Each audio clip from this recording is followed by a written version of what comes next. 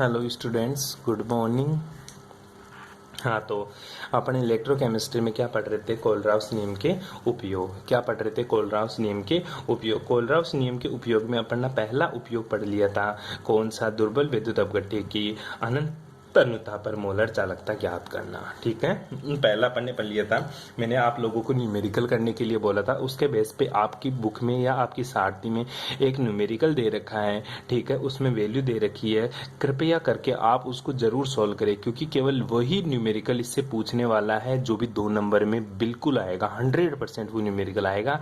तो आप वो न्यूमेरिकल करके मेरे को क्रॉस चेक जरूर कराएं। चाहे बुक से देखो आप, चाहे कहीं सारथी मिले सारथी से देख लो, या कहीं नोट से आपको न्यूमेरिकल मिले तो नोट से देख लो। अगर और कुछ भी ना मिले तो आप 12th की क्लास की बुक में भी आपको ये न्यूमेरिकल मिल जाएगा। आप 12th की बुक से भी वो न्यूमेरिकल सॉल्व कर सकते हो। ठीक है, मैं न्यूमेरिकल नहीं करा रहा। क्यों नहीं करा रहा? क्योंकि मैं थ्योरी पढ़ा रहा हूँ, तो आपको न्यूमेरिकल स्वयं से करना पड़ेगा। अगर प्रॉब्लम आती है तो उसके बाद में मैं वो न्यूमेरिकल आपको सॉल्व कराऊंगा। ठीक है, तो आप कोशिश करो ताकि आपको आ जाए। अब दूसरा जो इलेक्ट्रोकेमिस्ट्री में अपन कोलराउस नियम का उपयोग पढ़ रहे हैं, तो दूसरा जो उपयोग है अपने कोलराउस नियम का, वो उपयोग है दुर्बल विद्युत अपघट्य के वियोजन का निर्धारण। ठीक है, क्या है? हेडिंग लगा लो सभी। दुर्बल विद्युत अपघट्य, दुर्बल विद्युत अपघट्य के वियोजन का निर्धारण। वियोजन की मात्रा या वियोजन की मात्रा का निर्धारण, या वियोजन की मात्रा का या वियोजन का निर्धारण, दोनों बात सेम है। आपको वियोजन की मात्रा का निर्धारण करना है। किसके लिए? दुर्बल विद्युत अपघट्य के लिए। अब बात आती है गुरुजी वियोजन की मात्रा कैसे? जैसे मेरे भाई मैं तेरे को बोल रहा हूँ कि एक दुर्बल विद्युत अपघट्य ले लिया मैंने, क्या? CH3COOH। ठीक है, इसके 2 मोल लेयर मैंने बार बार बोल रहा हूँ कि ये पूरा नहीं टूटता, ये पूरा नहीं टूटता। तो गुरुजी कितना टूटा? कितनी मात्रा तेरी CH3COOH? क्योंकि टोटल कितना मोल है? 1 मोल। 1 मोल में से CH3COO- और H+, ये कितना टूटा? ये कैसे निकालेगा तू? वियोजन की मात्रा जिसको किससे शो करेगा? तो अल्फा से शो करेगा। तो वियोजन की मात्रा जो अल्फा है वो गुरुजी कैसे निकालेगा? ठीक है, इसी को अपन क्या बोलते हैं? वियोजन की मात्रा। तो ध्यान दे, हिंदी में मैं बोल के बताता हूं। इस नियम की सहायता से विशिष्ट सांद्रता पर दुर्बल विद्युत अपघट्य की वियोजन की मात्रा का निर्धारण उस विलयन की चालकता की सहायता से करते हैं। उस विलयन की चालकता की सहायता से करते हैं। किसी दुर्बल विद्युत अपघट्य किसी सांद्रता के विलयन में वियोजन की मात्रा अल्फा को निम्न सूत्र से याद करते हैं। वो सूत्र लिखेगा तू, कौन सा? अल्फा। डायरेक्ट फॉर्मूला लिखेगा, alpha equals to lambda M C divided by lambda M infinite. दोनों का मतलब समझ, तब जाकर तेरा काम बनेगा।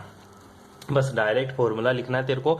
दुर्बल विद्युत अपघट्य की वियोजन की मात्रा का निर्धारण alpha equals to lambda M C divided by lambda M infinite है। जहां पे लेमडा एम सी क्या है गुरुजी? सीधी सी बात है, जो लेमडा एम सी है वो है मेरा सी सांद्रता पर मोलर चालकता। सी सांद्रता पर लेमडा एम सी क्या है? सी सांद्रता पर मोलर चालकता। सी सांद्रता पर मोलर चालकता। सी सांद्रता पर मोलर चालकता। ठीक है, सी सांद्रता पर मोलर चालकता। और तो बता, लेमडा एम सी का जो फॉर्मूला तू निकालता था सी सांद्रता पर, वो क्या आता था? वो गुरुजी मेरे को पता है, kappa into 1000 divided by m. यही तो था तेरा सी सांद्रता पर मोलर चालकता।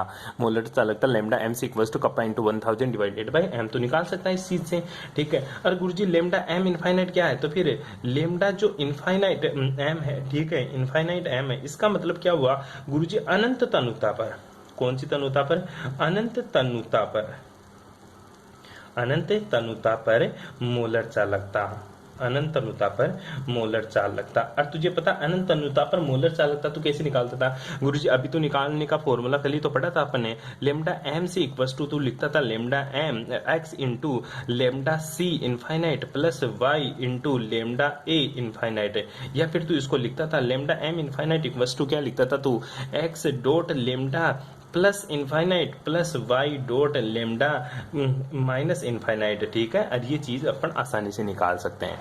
ठीक है, लेमडा एम तू निकाल सकता है, लेमडा इनफाइनाइट तू इस फॉर्मूले से निकाल देगा। अल्फा की वैल्यू पुट कर, ये दोनों वैल्यू पुट करते अल्फा निकाल दें। ठीक है, अल्फा क्या है? Sir dissociation. ठीक है, वियोजन की मात्रा। अल्फा क्या है? मेरी वियोजन की मात्रा। अल्फा क्या? मेरी वियोजन की मात्रा। इस तरह से तो तू ये फॉर्मूला आसानी से निकाल सकता है। इसमें किसी को कोई प्रॉब्लम हो तो कृपया करके वो मेरे को बता सकता है। वो मेरे को बता सकता है। अगर सर गुरुजी लेमडा एम की जगह लेमडा अल्फा तो निकाल दिया तूने, ठीक है, ये लेमडा एम सी, अब लेमडा एम इनफाइनाइट, तो इक्विवेलेंट में हो तो कैसे निकालेगा, ठीक है, इक्विवेलेंट में हो तो तेरे को कुछ नहीं करना, lambda equivalent c divided lambda equivalent infinite, दोनों बात एक ही है, ठीक है। लेमडा इक्विवेलेंट सी, इसको ऐसा भी तो लिख सकता है, lambda equivalent c divided by, इसकी जगह तू क्या लिख सकता है, ये लिख सकता है, क्या लिख सकता है, lambda plus infinite plus lambda minus infinite, ठीक है, ये एक्स है और ये वाई, वैल्यू पुट कर दे, ठीक है। मतलब तू फॉर्मूले को कैसे भी बढ़ा दे। इक्विवेलेंट की दो कंडक्टेंस होती है तेरे, एक तो मोलर कंडक्टेंस, एक होती है इक्विवेलेंट कंडक्टेंस, एक तो मोलर चालकता है, एक होती है तेरी तुल्यांकी चालकता। लेमडा एम तेरे मोलर चालकता को दिखाता है और लेमडा इक्विवेलेंट किसको दिखाता है, तेरा तुल्यांकी चालकता को दिखाता है, ठीक है। तो दोनों की बात करें तो दोनों का फॉर्मूला लिख दे, अगर एक की बात करें तो एक का फॉर्मूला लिख दे, कोई बड़ी बात नहीं है, कैसे भी कर ले तू, ठीक है, लेकिन फॉर्मूला तेरे को आना चाहिए, इसका फॉर्मूला तेरे को आना चाहिए, ठीक है। उसके बाद में जो तीसरा इसका अपन जो पढ़ते हैं, वो तीसरा जो इसका उपयोग पढ़ेंगे, वो तीसरा उपयोग कौन सा है वो देख भाई, इसके ऊपर भी क्वेश्चन पूछता है, इसके ऊपर भी क्वेश्चन आपको क्लास 12th की बुक में मिलेगा, ठीक है। Alpha equals to lambda M c upon lambda M infinite. मैं देखना चाहता हूं कौन कौन 12th की बुक्स हैं, अपने भाई बंधुओं की बुकों को देखो और उसमें इलेक्ट्रोकेमिस्ट्री का ये पॉइंट निकालना, और वहां पे इसका एक न्यूमेरिकल दे रखा है एग्जाम्पल में, ठीक है, तो वो न्यूमेरिकल आपको जरूर करना है, ठीक है, आपको वो न्यूमेरिकल जरूर करना है। आगे देखें, तीसरा जो इसका उपयोग है वो क्या है, वियोजन स्थिरांक। किसका, वियोजन, अल्फा तो क्या है, वियोजन की मात्रा, अब मैं क्या बोल रहा हूं, वियोजन स्थिरांक। वियोजन स्थिरांक किसकी बात कर रहा हूं, वियोजन स्थिरांक के ए ज्ञात करना, वियोजन स्थिरांक के ए का मान ज्ञात करना। तेरे को वियोजन स्थिरांक के ए का मान कैसे निकालना, डायरेक्ट फॉर्मूला लिखेगा तू, के ए इक्वल्स टू क्या लिखेगा, c alpha square divided by 1 minus alpha, c alpha square divided by 1 minus alpha, जहां पर सी क्या है गुरुजी, जहां पे सी है मेरी सांद्रता, सी क्या है मेरी सांद्रता, अल्फा क्या है, वियोजन की मात्रा, वियोजन की मात्रा, अल्फा क्या है, वियोजन की मात्रा, ठीक है। तो वैल्यू पुट कर आंसर निकाल दें, ठीक है। के ए क्या है, एसिड का वियोजन स्थिरांक है, क्यों, क्योंकि दो तरह के तेरे इलेक्ट्रोलाइट होते हैं, वीक इलेक्ट्रोलाइट, एक तो वीक एसिड और क्या होता है, एक तेरा वीक बेस, ठीक है। तो के ए और के बी दोनों बात सेम ही है, ये दोनों ही वियोजन स्थिरांक है, ये किसके लिए है, एसिड के लिए, और ये किसके लिए है, बेस के लिए। तो तेरे को डायरेक्ट फॉर्मूला याद करना है इसका भी और आंसर निकालना है, इसके ऊपर भी न्यूमेरिकल मिलेगा, तो आपको न्यूमेरिकल वही कक्षा 12 की बुक से आपको पढ़ना है, ठीक है। किसी को नहीं मिलता, किसी को नहीं मिलता तो वो मेरे को पूछ सकता है कि गुरुजी इसका न्यूमेरिकल कहाँ है, लेकिन जरूर जरूर आप चेक करें कक्षा 12 की बुक में आपको न्यूमेरिकल जरूर मिलेगा, किसमें, उदाहरण में, ठीक है। तो इस तरह से अपन इस चीज का डिसाइड करते हैं कि ये क्या होता है क्या नहीं होता है, ठीक है। यहां तक किसी को प्रॉब्लम, ठीक है। तो आगे चलते हैं अपन और क्या इसके उपयोग है, तो उपयोग चौथा पढ़ेंगे अपन।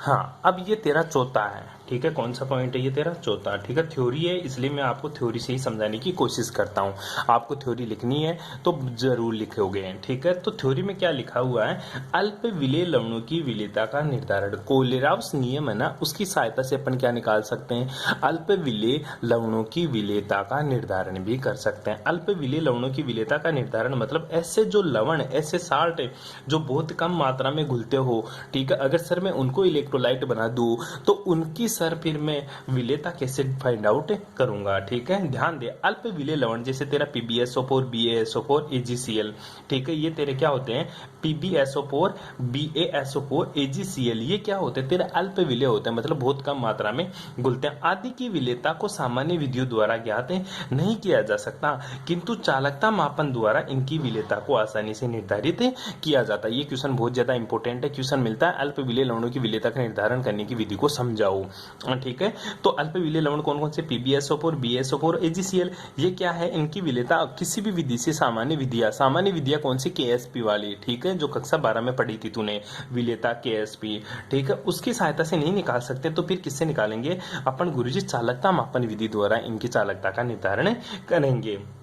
इसके लिए लवण के ताजा अवक्षेप को घोलकर चालकता मापी जल में घोलते हैं। सबसे पहले क्या किया अपन ने, जो लवण लिया उसको किस में घोल दिया, पानी में घोल दिया। कौन से पानी में, चालकता मापी जल में। चालकता मापी जल कुछ नहीं होता, तेरा अशुद्ध जल को चालकता मापी जल बोलते हैं। अशुद्ध जल की मतलब तेरा डिस्टिल वाटर को, ठीक है। जो तू आरओ से पानी लेता है वो तेरा डिस्टिल वाटर नहीं होता। डिस्टिल वाटर अलग चीज होती है, ऐसा वाटर जिसमें केवल H+ और OH- हो। कौन सा, H+ हो और क्या हो, OH-, उसको क्या बोलते हैं अपन, डिस्टिल वाटर या चालकता मापी जल, ठीक है। और उसे गर्म करके संतृप्त विलयन बनाते हैं। संतृप्त विलयन का मतलब क्या होता है, मैंने दो चीज बताई थी, सैचुरेटेड सॉल्यूशन और अनसैचुरेटेड सॉल्यूशन। सैचुरेटेड का मतलब होता है जहां तक तेरा साल्ट घुल रहा है उसको घोलते रहो, ठीक है, उसके बाद में उसको गर्म करते रहो। अंत में इस विलयन को निश्चित ताप कितना, 25 डिग्री सेल्सियस पर ठंडा करते हैं। वापस इसको ठंडा कर दिया अपन ने।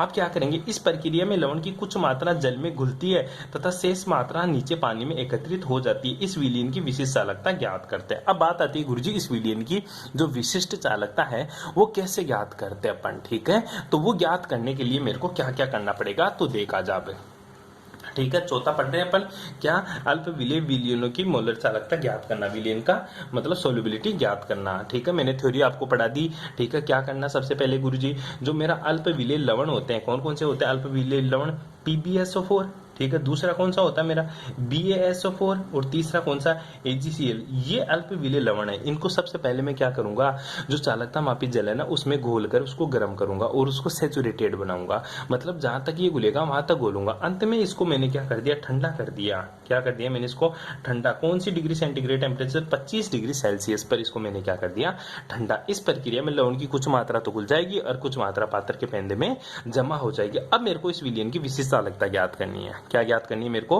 विशिष्ट चालकता ज्ञात करते हैं, ठीक है। तो सबसे पहले माना विलयन की विशिष्ट चालकता अपन ने क्या निकाल ली, KS। अच्छा ये कैसे निकाला तूने, ये सारा एक्सपेरिमेंट निकालते हैं। कप्पा क्या होती है तेरी, कप्पा क्या होती है विशिष्ट चालकता, और सॉल्यूशन के लिए S लगा दिया मैंने, KS निकाल दिया, ठीक है। और जल की विशिष्ट चालकता क्या होती है गुरुजी, कप्पा H2O, ठीक है। ये तो क्या है, जल की विशिष्ट चालकता।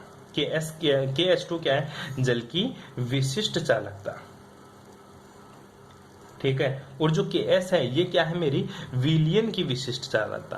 क्या है, विलयन की विशिष्ट चालकता। ये मैंने एक्सपेरिमेंट करके निकाल लिया। क्या करके निकाल लिया, एक्सपेरिमेंट करके निकाल दिया। तो लवण की विशिष्ट चालकता को कैसे प्रदर्शित करेंगे, सिंपल सी बात है। जो गुरुजी सॉल्यूशन है ना, मेरे को लवण की चाहिए, टोटल सॉल्यूशन की जो चालकता है ना, अगर इसमें से मैं पानी की चालकता घटा दूं तो मेरे विलयन जो लवण है ना उसकी चालकता जाएगी, ठीक है। तो केस कप्पा साल्ट है, जो कप्पा साल्ट होगा, ठीक है, ये किसके बराबर हो जाएगा, ये हो जाएगा गुरुजी कप्पा सॉल्यूशन माइनस का कप्पा H2O। क्योंकि मैंने पानी क्या है मेरा, अशुद्ध जल है, उसकी चालकता निकाली, सॉल्यूशन की चालकता निकाली, उसमें से उसको घटा दिया तो साल्ट की चालकता आ जाती है। ये तो तेरी विशिष्ट चालकता आ गई। लेकिन तेरे को क्या चाहिए, मेरे को तो सर लैम्डा इक्विवेलेंट चाहिए, लैम्डा M चाहिए, या तो तुल्यांक की चालकता चाहिए, मोलर चालकता चाहिए, क्योंकि यही तो निकाल रहे अपन कोलराउस नियम से। तो अब कैसे निकालू उसको मैं, तेरे को क्या चाहिए गुरुजी, मेरे को तो सर लेमडा इक्विवेलेंट निकाल दो, या फिर मेरे को क्या निकालना है, लेमडा M निकाल दो, दोनों में से कोई सा ए निकाल दो। और लेमडा इक्विवेलेंट क्या होता है गुरुजी, kappa into 1000 divided by equivalent, ठीक है, एन नॉर्मल था। और लेमडा M क्या होता है गुरुजी, kappa into 1000 divided by M, ठीक है। यही तो होता था। और तेरे ने कप्पा क्या निकाला अभी, जो कप्पा साल्ट है, ठीक है, ये क्या है गुरुजी, ये कप्पा साल्ट किसके बराबर हो, कप्पा सॉल्यूशन, ठीक है, माइनस है कप्पा H2, ठीक है, यही तो था।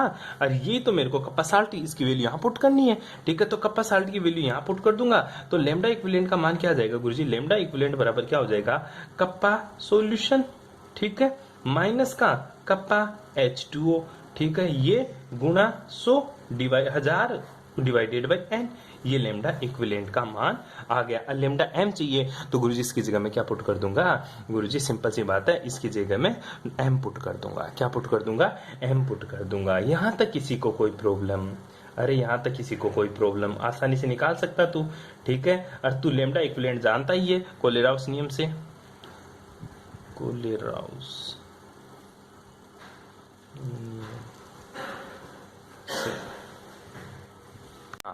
तो कोलेराउस नियम से क्या जानता है, लेमडा इक्विवेलेंट इनफाइनाइट या लेमडा इक्विवेलेंट नॉट बराबर क्या होता है, x lambda M infinite plus y lambda minus infinite. यही तो पढ़ता था तो कोलेराउस नियम से। तो लेमडा इक्विवेलेंट की जगह तू ये वैल्यू पुट करते तो क्या आ जाएगा गुरुजी, x lambda positive infinite plus y lambda negative infinite, ये किसके बराबर हो जाएगा गुरुजी? कप्पा किसका? सॉल्यूशन का माइनस का kappa H2O, kappa solution minus का कप्पा H2O गुणा 1000 डिवाइडेड बाई n। और n क्या है? तेरी सांद्रता है। n क्या है? तेरी सांद्रता। और सांद्रता की इकाई क्या है? नॉर्मलता में है, तो इसको तो सांद्रता को c से भी तो डिनोट कर सकता है, c से भी डिनोट। n क्या है? नॉर्मलिटी। और नॉर्मलिटी एक तेरी सांद्रता की इकाई होती है। नॉर्मलिटी हुई तेरी मोलरिटी, हुई तेरी फॉर्मलिटी, हुई तेरी मोल फ्रैक्शन, हुई तेरे ये सारे के सारे क्या होती है? तेरी सांद्रताएं होती है। ये क्या होती है? तेरी सांद्रताएं। तो सांद्रता को c से डिनोट करता है, तो n की जगह c पुट कर दूं तो मैं इसको लिख सकता हूं क्या? c बराबर कप्पा सॉल्यूशन माइनस का कप्पा H2O, ठीक है, गुणा 1000 डिवाइडेड बाई, इसको यहाँ लिखा हूँ क्योंकि n की जगह c मैंने इधर पुट कर दिया, इसको इधर ले गया मैं, इसको इधर ले आया, तो ये क्या हो जाएगा? लेमडा प्लस का इनफाइनाइट प्लस लेमडा माइनस का इनफाइनाइट। x और y लिखे तो लिख दिया, अदरवाइज एक एक मान ले मोल। ठीक है, ये क्या है तेरी? ये गुरुजी है मेरी सीधी सी बात है, सांद्रता निकाल दी मैंने किसकी? अल्प विलेय लवणों की विलयन की विलेयता का निर्धारण कर दिया मैंने किसकी सहायता से? सी की सहायता से। यहाँ तक कोई प्रॉब्लम? उपरोक्त समीकरण की सहायता से विलयन की ग्राम तुल्यांक की तुल्यांक में ज्ञात करते हैं और सी सांद्रता ज्ञात करने के लिए इसमें लवणों की तुल्यांक के बार से गुणा कर देते हैं। और विलेयता कैसे निकाल देगा फिर गुरुजी? सी आ गया तो विलेयता मैं आसानी से निकाल दूंगा। कैसे? विलेयता इक्वल्स टू सी गुणा क्या होता है मेरा? तुल्यांकी भार। सी गुणा तुल्यांकी भार। इस तरह से तेरी विलेयता निकाल लेता तू।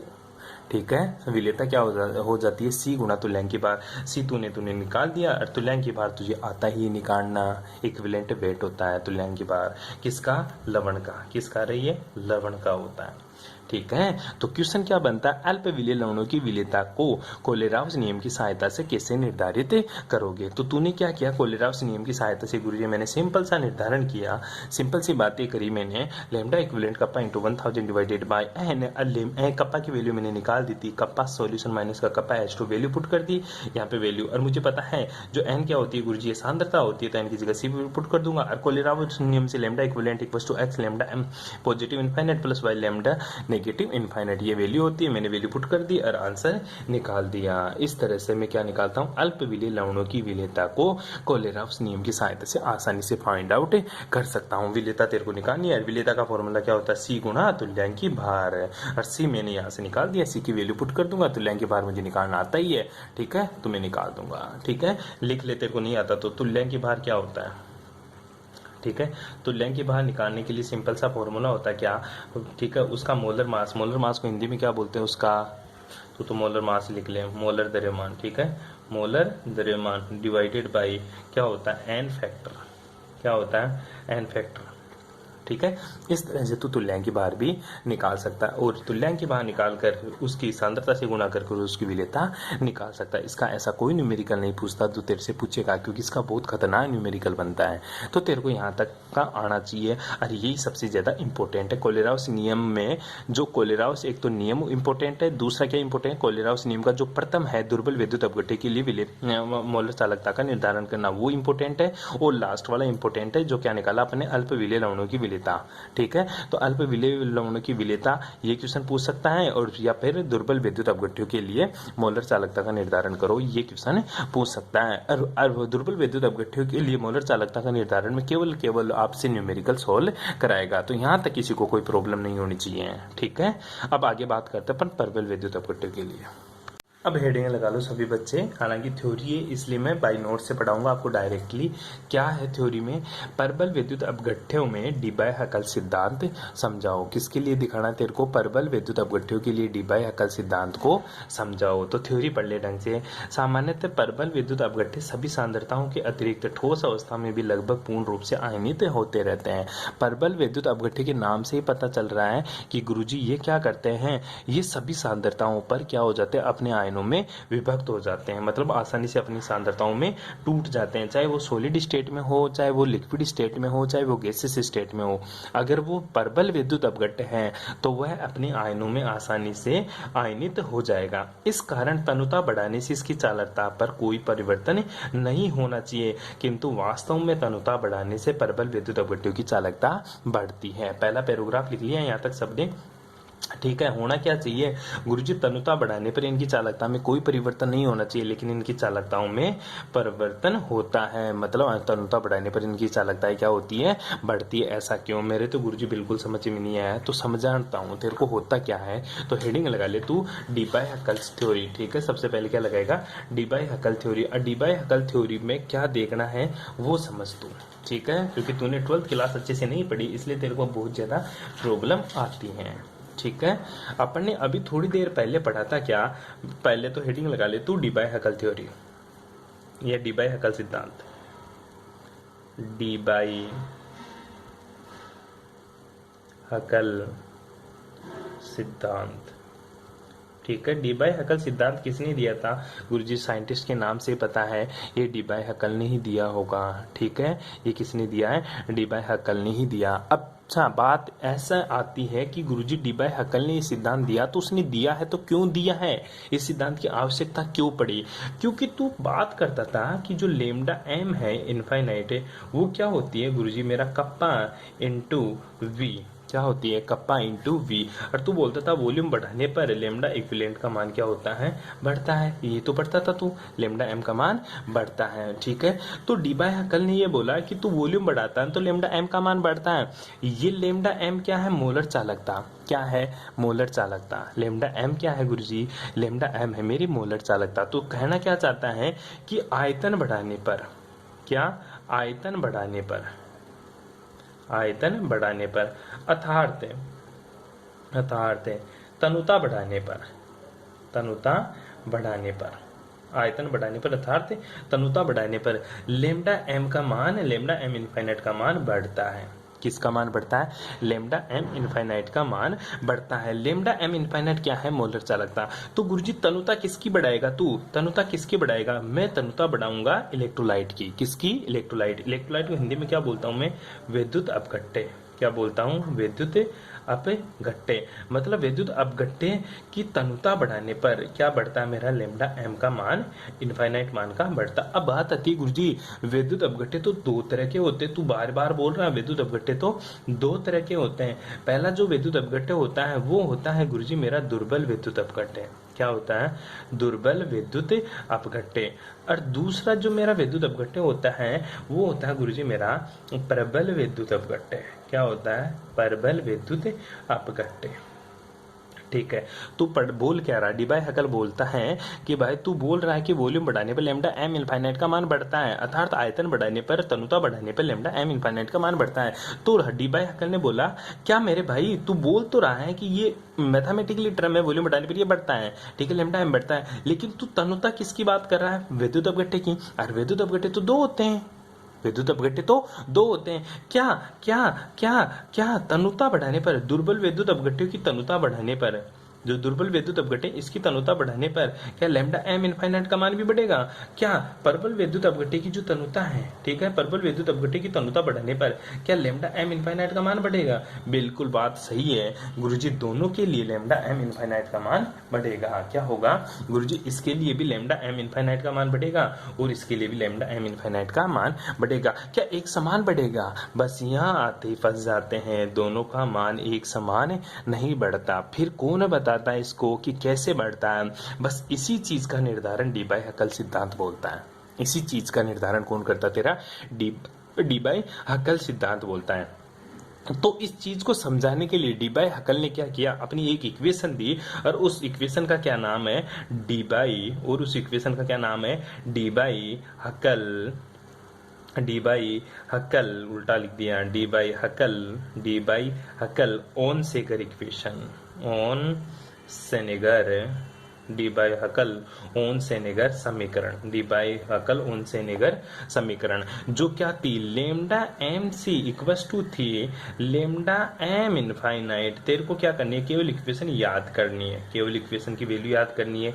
82.48 बटा dt की पावर हाफ, बटा dt की पावर हाफ गुणा नीटा, n लिख के ऐसे कर दे, गुणा नीटा, प्लस यहाँ क्या किया उसने फिर 8.20 गुणा 10 की पावर 5, ठीक है, बटा dt की पावर फिर से उसने क्या कर दिया 3/2, ठीक है, और इसको गुणा कर दिया लेमडा m इनफाइनाइट से और बाहर लगा दिया रूट c, बाहर क्या लगा दिया उसने रूट। ये थी डी बाई हकल ओनसेगर इक्वेशन। क्यों जरूरत पड़ी इस इक्वेशन की? इस इक्वेशन की इसलिए जरूरत पड़ी क्योंकि शुरू में अपने मैथमेटिकली प्रूव कर दिए थे कि वॉल्यूम बढ़ाने पर लेमडा m का मान बढ़ता है। दुर्बल विद्युत अपघट्य हो चाहे प्रबल विद्युत अपघट्य हो, लेमडा m का मान बढ़ता है। तनुता बढ़ाने पर लेमडा m का मान बढ़ता है। तो डी बाई हकल ने बोला कि भाई साहब तू तनुता बढ़ा रहा है विद्युत अपघट्य की, और मुझे पता है विद्युत अपघट्य तो दो होते हैं, प्रबल विद्युत अपघट्य और दुर्बल विद्युत अपघट्य।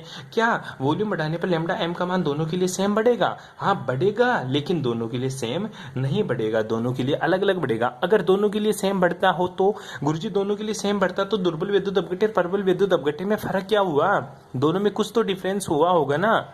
अगर दोनों में कुछ डिफरेंस है तो सर यहाँ पे भी तो कुछ ग्राफ में डिफरेंस आना चाहिए ना, इन दोनों के बढ़ने में कुछ ना कुछ डिफरेंस आना चाहिए ना। हाँ बिल्कुल वो डिफरेंस आता है, तो वो डिफरेंस कौन बताएगा? वो डिफरेंस बताने के लिए डी बाई हकल ओनसेगर समीकरण आई।